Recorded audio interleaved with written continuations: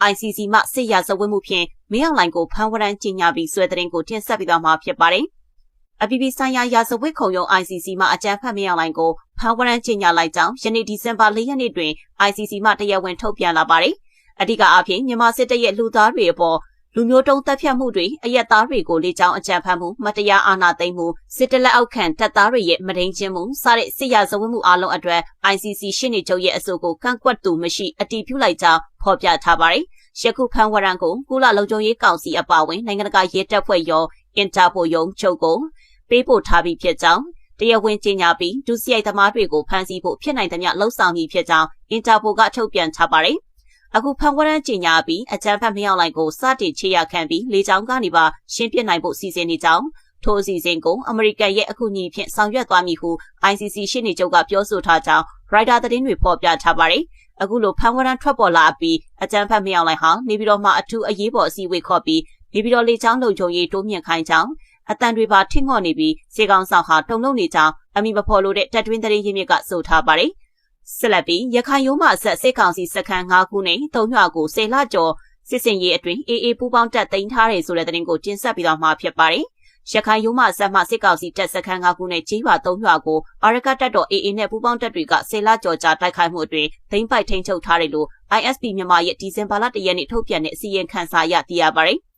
အာရကတပ်တော်အေးနဲ့ပူပေါင်းတပ်တွေဟာ2025ခုနှစ်နှစ်ဆန်းပိုင်းမှာစတင်ပြီးအေယာဝတီမကွေပဲခူးတိုင်းတွေကိုထိုးစစ်တွေဖြန့်ကျက်ကတိုက်ခိုက်လာခဲ့တာလည်းဖြစ်ပါတယ်။အဆိုပါထိုးစစ်10လကျော်ကြာတိုက်ခိုက်မှုအတွင်းအေနဲ့ပူပေါင်းတပ်တွေဟာစစ်ကောင်စီတပ်ရဲ့စစ်စခန်း5ခုနဲ့ကျေးရွာ3ရွာကိုသိမ်းပိုက်ထိန်းချုပ်ထားပြီးပဲခူးတိုင်းမှာကပ္ပစ6နဲ့မကွေးတိုင်းကကပ္ပစ14စက်ရုံတွေကိုဦးတည်လာနေတာလည်းဖြစ်ပါတယ်။အေနဲ့ပူပေါင်းတပ်တွေသိမ်းပိုက်ထိန်းချုပ်ထားတဲ့စစ်စခန်း5ခုမှာအမ်ပဒန်လမ်းပိုင်းမှာစစ်စခန်း2ခုတောင်ကုတ်ပတောင်လမ်းပိုင်းမှာစစ်စခန်း2ခုနဲ့ကွငတိုင်းချောင်းလမ်းပိုင်းပေါ်မှာစစ်စခန်း1ခုတို့ဖြစ်ကြပါတယ်။အလားတူအေနဲ့ပူပေါင်းတပ်တွေသိမ်းပိုက်ထားတဲ့ကြေးရွာတွေကတော့မကွေးတိုင်းငဖဲမြို့နယ်မှာပတ်စီကြေးရွာအေယာဝတီတိုင်းရွှေတောင်ရံမြို့နယ်မှာမကြီးစင်ကြေးရွာနဲ့ဘောမီကြေးရွာတို့ဖြစ်ကြပါတယ်။အာရကတပ်တော်အေနဲ့ပူပေါင်းတပ်တွေဟာ2025ခုနှစ်ဇန်နဝါရီလကနေမကွေပဲခူးအေယာဝတီတိုင်းတွေကိုထိုးစစ်ဆင်တိုက်ခိုက်လာတာဖြစ်ပြီးပြီးခဲ့တဲ့အောက်တိုဘာလတတိယပတ်ထဲမှာပဲခူးတိုင်းအနောက်ပိုင်းအုတ်ရှိပင်မြို့မှာ16မိုင်ခန့်ဝေးတဲ့ point 666စခန်းကုန်းကိုသိမ်းပိုက်နိုင်ခဲ့တာလည်းဖြစ်ပါတယ်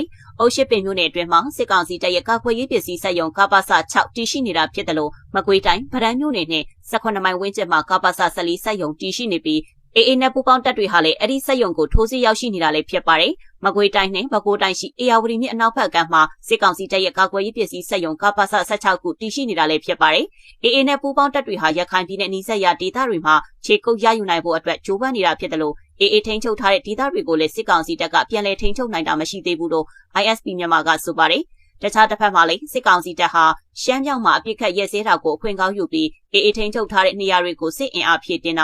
ာလေကြောင်းတိုက်ခိုက်တာတွေကိုတိုးမြင့်လှုပ်ဆောင်လာနေတာလည်းဖြစ်ပါတယ်။ဒါကြောင့်အာရကတပ်တော်အေအနေနဲ့လည်းစစ်ကောင်စီတပ်ရဲ့စစ်ရှိန်မြင့်ဆောင်ရွက်လာမှုတွေအပြင်ရခိုင်ကမ်းရိုးတန်းဘက်တွေမှာ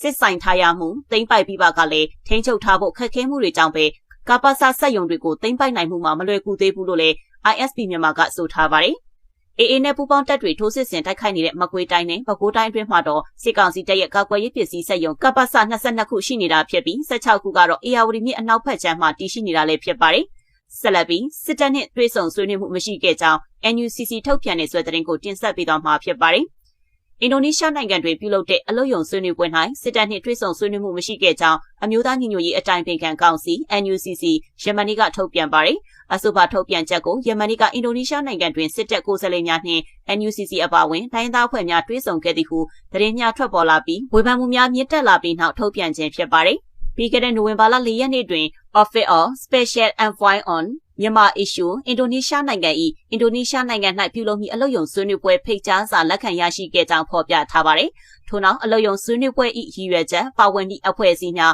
လူပုဂ္ဂိုလ်များကိုတေချာစွာမေးမြန်းခဲ့ပြီးအကြမ်းဖက်စစ်အုပ်စု၏ကိုစားများလုံးဝမပါဝင်မှသာကိုယ်စားလှယ်စေလွှတ်ခဲ့ကြောင်းဆိုထားပါတယ်။အဆိုပါအင်ဒိုနီးရှားနိုင်ငံ၏နိုင်ငံတည်ဆောက်ရေးဆိုင်ရာအတွေ့အကြုံများကိုမျှဝေခြင်းအလုပ်ရုံဆွေးနွေးပွဲတွင်အခြားတော်လှန်ရေးအဖွဲ့များမှကိုယ်စားလှယ်များနှင့်အတူ NUCC ကိုယ်စားလှယ်2ဦးတက်ရောက်ခဲ့ပြီးအာဏာသိမ်းစစ်အုပ်စုကိုစားများနဲ့မြည်သည့်နေရာအခြေအနေတွင်မျှတွေ့ဆုံခြင်းမရှိကြောင်းဖော်ပြထားပါတယ်။ထိုအလုပ်ရုံဆွေးနွေးပွဲတွင်အင်ဒိုနီးရှားနိုင်ငံ၏နိုင်ငံတည်ဆောက်ရေးဆိုင်ရာအတွေ့အကြုံများကိုလေ့လာခဲ့ရပြီးကိုယ်စားလှယ်များကလေ့လာတွေ့ရှိချက်အမြင်များအပြန်အလှန်ဆွေးနွေးခဲ့ကြခြင်းသာဖြစ်ကြောင်းဆိုထားပါတယ်။ ထို့ကြောင့် NUCC အနေဖြင့်ဒေါ်လာရေးအောင်မြင်မှုကိုရှေ့ရှု၍ Federal Democracy ပြည်ညင်ပါကတိကဝတ်များနှင့်နိုင်ငံရေးလမ်းပြမြေပုံအတိုင်းသာဆက်လက်ကင်ဆွဲရပ်တည်သွားမည်ဖြစ်ကြောင်းလည်းအသိပေးထားပါတယ်။ဆက်လက်ပြီးလာမယ့်ရွေးကောက်ပွဲဟာကောင်းမွန်တဲ့အရွေးတစ်ခုဟုခင်ကြီးပြောသလိုစစ်တပ်နှင့်ရင်ချင်းကကြောချင်းကမဆောင်ရွက်နိုင်ရင်အဲ့ဒီအစိုးရပြုတ်ကျမည်ဟုဆိုပြန်တဲ့ဆွဲသတင်းကိုတင်ဆက်ပြီးတော့မှာဖြစ်ပါတယ်။လာမယ့်တူရောင်ရွေးကောက်ပွဲမှာဆန္ဒမဲပေးမယ်ဆိုရင်စစ်တပ်နဲ့တဟဆာတာဖြစ်တဲ့သူကိုမဲပေးဖို့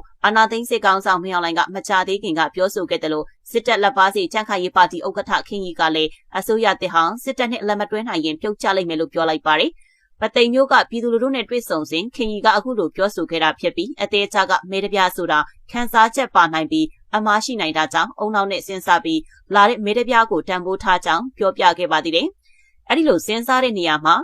အာဏာသိမ်းစစ်တပ်နဲ့လက်တွဲဆောင်ရွက်နိုင်မှုကိုစံထားရွေးချယ်ရမယ်လို့ဆိုပါတယ်။နံပါတ်1ကျွန်တော်တို့နိုင်ငံမှာအကြမ်းဖက်တောင်းကျမ်းသူတွေကတော်တော်များသားပြအစိုးရတက်တီတက်မတော်နဲ့ကြောချင်းကရင်ချင်းအမဆောင်ရွက်နိုင်ဘူးဆိုရင်တေချာတယ်ဒီအစိုးရနောက်နေ့ပြုတ်ကြမှာပဲဒါကိုစံထားပြီးရွေးရမယ်လို့ခင်ကြီးကပြောပါတယ်။ဒါပြင်စစ်ကော်မရှင်ရဲ့ရွေးကောက်ပွဲကိုပြည်သူတရက်လုံးနဲ့နိုင်ငံတကာကအထူးရောင်အဖြစ်သတ်မှတ်ထားပေမဲ့ခင်ကြီးကတော့ဒါဟာ2010 2015 2020ရွေးကောက်ပွဲတွေလိုတာမန်မဟုတ်ပဲတိုင်းပြည်ရဲ့ကောင်းမွန်တဲ့အလဲအပြောင်းအရွေးတစ်ခုဖြစ်တယ်လို့ဆိုပါတယ်။ဒီတစ်ခါလုံးမဲ့ရွေးကောက်ပွဲသည်အများသူကတက်တည်တက်ကာရရှေ့မှာလောက်တာမျိုးဖြစ်တယ်။ဘယ်တော့မှမရှိခဲ့ဘူးတဲ့ဟာမျိုးဖြစ်တယ်။ဒါကြောင့်ထွက်လာတဲ့ရလဒ်သည်တရားဝင်မှုရှိတဲ့ရွေးကောက်ပွဲဖြစ်တယ်လို့ပြောခြင်းနဲ့ဒီရွေးကောက်ပွဲသည်ကောင်းခြင်းတရားတွေအများအပြားတည်ဆောင်လာတဲ့ရွေးကောက်ပွဲဖြစ်တဲ့အတွက်ကြောင့်အချုပ်ပြောရရင်အရေးကြီးတယ်။ရွေးကောက်ပွဲကိုဖြစ်မြောက်အောင်ဝိုင်းဝန်းကူညီဆောင်ရွက်ပေးရမယ်လို့ကြံ့ခိုင်ရေးဥက္ကဋ္ဌခင်ကြီးကပြောပါတယ်။ဆက်လက်ပြီးတာစီမှာပေါ်တာဆွဲခံရရင်300နဲ့ပြန်ရွေးခိုင်းတာကြောင့်အသက်ပေးရမယ့်လမ်းပဲရွေးနေကြရတဲ့ဆိုတဲ့သတင်းကိုတင်ဆက်ပြီးတော့မှာဖြစ်ပါတယ်။မန္တလေးတိုင်းတာစီမြို့နယ်မှာစစ်ကောင်စီရဲ့ပေါ်တာဆွဲခံရပါက300နဲ့ပြန်ရွေးခိုင်းတာကြောင့်သားသမီးတွေကိုစစ်တပ်ထဲအပါခံပြီးအသက်ပေးရမယ့်လမ်းကိုသာရွေးနေရတယ်လို့နှီးဆက်တဲ့သတင်းရင်းမြစ်ကသတင်းဌာနကိုဒီဇင်ဘာလ4ရက်နေ့မှာပြောပါတယ်။အခုကတအိမ်ကို2000ခွဲမပေးမနေရကိုပေးရတာမပေးတဲ့အိမ်ဆိုစစ်တပ်ကိုလာဆွဲခိုင်းမယ်ဆိုပြီးစကားနဲ့ရောတနက်ပြပြီးရောချိန်ချောက်တယ်ပါသွားရင်လေ300ပဲမရှိရင်အသက်ဆုံးပဲလို့အဆိုပါသတင်းရင်းမြစ်ကပြောပါတယ်။တာစီမြို့နယ်ရှိရွာတွေမှာမြေတကွက်ပေါက်ဈေးဟာ330နဲ့ဒီကွက်4ဧကမှ3သိန်းလောက်ပေါက်နေချိန်စစ်အုပ်စုကအခုလိုငွေတောင်းရမ်းတာဟာစစ်မှုမထမ်းမနေရအောင်လုပ်တာဖြစ်တယ်လို့ဆိုပါတယ်။လက်ရှိတာစီမြို့နယ်ထဲမှာတဲပုံရင်စင်းနဲ့တဲကုန်းကျေးရွာအုပ်စုမှကြံ့ခိုင်ရေးပါတီအမာခံအုပ်ချုပ်ရေးမှုတွေကစလို့10အိမ်မှုတွေထိပြည်သူကိုရန်သူလိုဆက်ဆံပြီးစစ်မှုတန်းကျေးကိုချင်းချောက်တောင်းရမ်းနေတယ်လို့သိရပါတယ်။ဒီ3ရွာအုပ်စုတွေကတဲပုံကအောင်ဆိုရွာမှာနာမည်ကြီးပဲသူ့အောက်ဆွဲဖြစ်တဲ့10အိမ်မှုခွေးသိုးဆိုတဲ့ကောင်လဲတူတူပဲသူ့ကိုယ်သူတော့စက်ရေးလို့ပြောတာပဲအသက်က40ကျော်နေပြီကြက်မပြေဘူးလို့ဆိုပါတယ်။အဆိုပါအုပ်ချုပ်ရေးမှုအောင်နဲ့10အိမ်မှုခွေးသိုးဆိုသူတို့ဟာညတိုင်းလိုအရက်တောက်ပြီးဆဲဆိုချိန်မောင်းတာတွေပြုလုပ်လို့ရှိတယ်လို့ဆိုပါတယ်။ညတိုင်းသူတို့လူတွေချိန်နေတောက်ကြတယ်။တခြားလဲထွက်မထိုင်ရဘူးထင်ပါတယ်။အောင်အိမ်မှာပဲစုတောက်ကြတာမူလရင်လက်နဲ့အားကိုပြီးမိုက်ကြီးခွဲတယ်လို့အဆိုပါသတင်းရင်းမြစ်ကဆိုပါတယ်။ဒီဇင်ဘာလ2ရက်နေ့မှာလဲမတရားစစ်မှုတန်းအတွက်တအိမ်တယောက်မဖြစ်မနေအစည်းအဝေးတက်ရောက်ဖို့လော့စပီကာနဲ့အော်တယ်လို့ဆိုပါတယ်။မနေ့ကနိုင်ငံတော်စစ်မှုထမ်းအတွက်တအိမ်တယောက်မဖြစ်မနေအစည်းအဝေးတက်ရောက်ဖို့လော့စပီကာနဲ့အော်ရပြ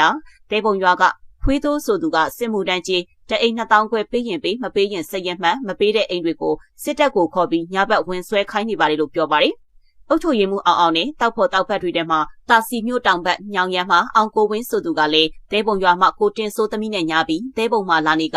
အောင်လိုပဲချင်းချောက်တာမျိုးတွေရှိတယ်လို့ဆိုပါတယ်။အောင်တို့ခွေးသိုးတို့နဲ့ကတောက်ဖို့တောက်ဖက်ပဲညာတိုင်းမှုနေတာသူကဒီမှာလာပြီးဒုက္ခပေးနေတာလို့ဆိုပါတယ်။စစ်ကောင်စီဟာလာမယ့်ဒီဇင်ဘာလလယ်ထဲမှာစစ်မှုထမ်းအပတ်စဉ်20ကိုစတင်တော့မှာဖြစ်ပြီးအဆိုပါစစ်မှုထမ်းမစတင်ခင်မှာပေါ်တာဆွဲတာတွေပိုများလာနိုင်တယ်လို့ရန်ကုန်စကောက်နက်ဝက်ကလည်းအသိပေးပြောကြားထားပါတယ်။